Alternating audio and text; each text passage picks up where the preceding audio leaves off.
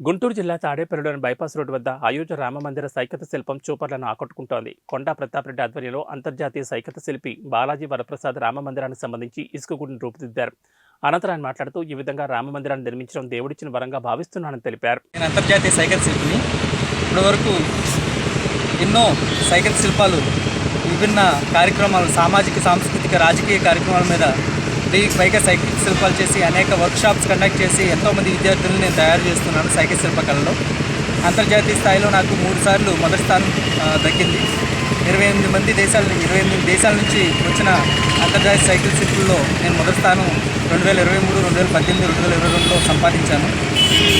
ఆ దేవదేవుడు శ్రీరాముని ప్రాణ ప్రతిష్ఠ జరుగుతున్న అయోధ్యలో నాకు భాగస్వామ్యం లేదని చాలా బాధపడుతున్న సమయంలో నేను ఆ రామునికి ఏదైనా అంకితం ఇవ్వాలని చెప్పి నా సొంత ఖర్చులతో ఈ శాండ్ స్కల్ప్చర్ ఇక్కడ తాడేపల్లి హైవేకి జనాలందరికీ వీక్షణలో ఉంటుందని చెప్పి ఈ ఏరియాలో వాళ్ళ పర్మిషన్స్తో తీసుకుని ఇక్కడ చేయడం జరుగుతుంది. దీనికి నేను ఎంతో అదృష్టంగా భావిస్తున్నాను ఆ రాముల వారి దయ వల్ల. కరెక్ట్గా ప్రాణ ప్రతిష్ఠ జరిగే సమయానికి కంప్లీట్ చేద్దాం అనుకున్నాను. సమయభావం వల్ల రాముల వారి విగ్రహం అయిపోవచ్చింది. Anyways, very thankful to the all supporters here. నాకు ఇక్కడ ప్లేస్ ఇచ్చిన వాళ్ళందరికీ కూడా నేను హృదయపూర్వక ధన్యవాదాలు తెలుపుకుంటూ రాముల వారిని ఇదొక నవశకంగా నేను భావిస్తున్నాను. ఇక్కడి నుంచి ఈ హిందూ ధర్మం అనేది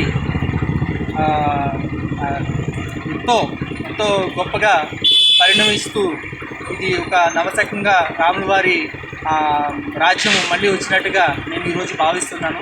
ఇలాంటి అవకాశం ఆ దేవుడు నాకు ప్రసాదించినందుకు, ఇలాంటి గొప్ప కళను అందించినందుకు నాకు చాలా సంతోషిస్తున్నాను.